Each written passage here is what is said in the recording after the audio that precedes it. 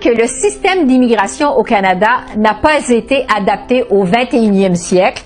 On attend d'ailleurs des histoires d'horreur, des gens qui vivent au Québec depuis 1 an, 5 ans et peut-être même plus que ça et qui peinent à renouveler leur permis de travail.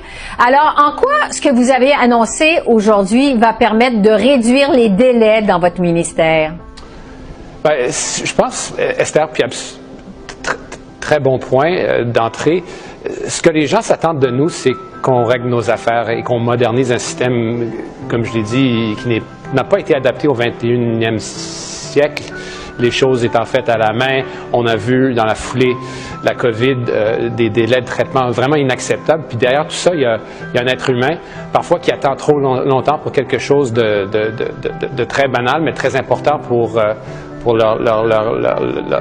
leur vie au Canada. Donc, la chose qu'on entend de notre réflexion stratégique qu'on a mis en place depuis février, où on a entendu des milliers de personnes, c'est de s'assurer qu'on regarde notre stratégie dans l'optique d'un gouvernement qui se doit de mieux coordonner avec les provinces, les territoires, mieux faire leurs affaires, c'est-à-dire réduire les délais de traitement dans des dossiers parfois très simples, et de s'assurer qu'on procède à cette intégration plus raffinée de l'offre et la demande que ce qu'on fait aujourd'hui. Alors, ça implique plusieurs affaires, mais 3 grands thèmes qui se dégagent de cette révision stratégique, dont les conclusions ont été faites de façon publique aujourd'hui dans notre document de stratégie.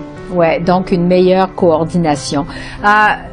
Il y a un sondage commandé par l'Initiative du siècle qui a été publié cette semaine et qui affirme que 44% des Canadiens estiment qu'il y a trop d'immigration. C'était 27% l'an dernier. On le voit, l'appui est en chute libre. Comment vous réagissez, vous, à ces chiffres? Je les regarde en profondeur d'abord et j'essaie de les décortiquer. On sait qu'au Canada, on a généralement eu un consensus très fortement majoritaire sur l'importance de l'immigration.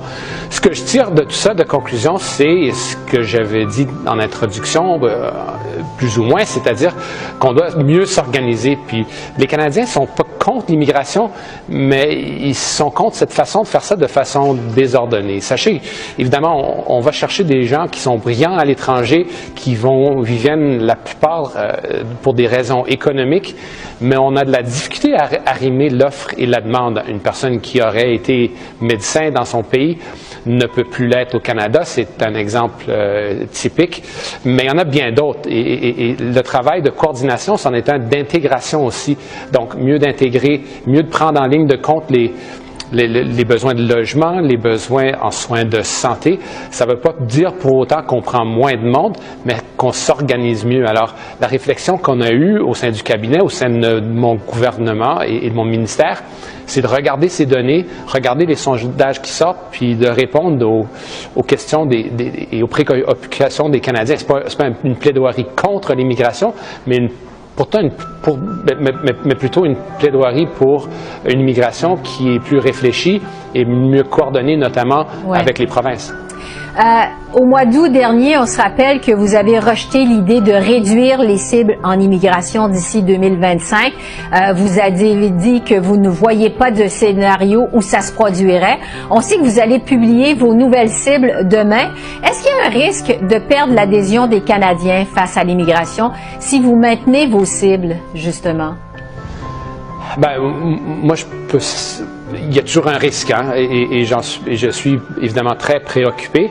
Le consensus est toujours là. C'est pas une question de xénophobie, quoi qu'on peut l'entendre de temps en temps, mais une question de mieux expliquer pourquoi on a de l'immigration, les vrais besoins dans la société. Sachez, quand je parle aux syndicats, quand je parle aux employeurs, on voit cette pénurie de main-d'œuvre qui continue et les postes ne peuvent pas uniquement être comblés avec les gens qui sont ici. Donc, ça va prendre de l'immigration et vous savez, comme gouvernement, on a été très ambitieux en matière de logement. toutes ces constructions ne vont pas se faire sans des métiers dans un domaine où les gens sont en train, où il y a une certaine dépopulation avec une courbe démographique de gens dans l'industrie de la construction qui vieillissent puis qui travaillent plus dans le domaine. Alors, ça va prendre plus d'immigration, ça va prendre plus de gens qui sont bien formés et une immigration qui est vraiment tissée sur mesure. C'est notamment la conclusion que je tire de tout ça. Mais est-ce que le scénario d'une stabilisation des cibles pour 2026 est le plus probable pour l'annonce de demain? Bien, sans vous dire exactement ce que ça va être, il reste encore à peu près une douzaine d'heures et quelques miettes. Ça va être généralement le mot d'ordre. Puis le fait qu'on ne sera pas dogmatique, mais on va être raisonnable, quitte à expliquer aux Canadiens pourquoi on a ces cibles et quels besoins ils remplissent.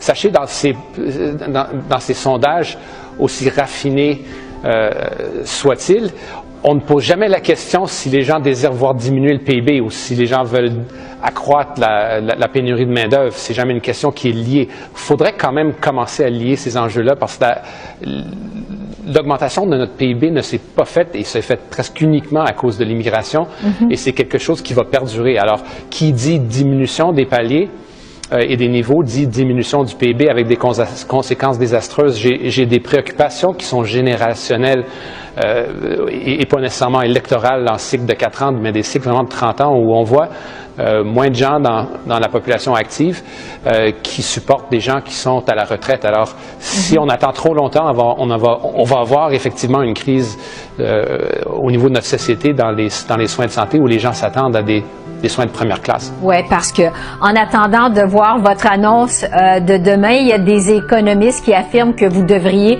réduire les cibles en immigration le temps que le nombre de maisons en chantier augmente. Mais en même temps, vous le savez, il y a des gens d'affaires qui veulent de l'aide pour lutter contre la pénurie de main-d'œuvre. Comment vous allez réconcilier les deux? En fait, est-ce que c'est vraiment possible? Moi, je crois que oui. Évidemment, les économistes ont droit à leurs prémices et leurs conclusions et leur point de vue. J'estime parfois, quand je lis ces rapports, qu'il y a une confusion entre cause et corrélation. Il faut éviter, je pense, d'en faire une équation linéaire. C'est très complexe, comme vous le soulignez. Et parfois, on se penche un peu trop sur le volet offre sans toucher le volet de demande, et je pense que c'est une erreur parce que les immigrants contribuent à l'essor économique, contribuent à la construction, contribuent à l'investissement en infrastructure, mais quand on le fait de façon moins raisonnée, ces gens-là eux-mêmes manquent des maisons et ont besoin de nos services qui se font parfois assez rares. Alors oui, c'est complexe, mais je pense qu'on peut le faire comme pays, mais encore une fois, quand on est coordonné.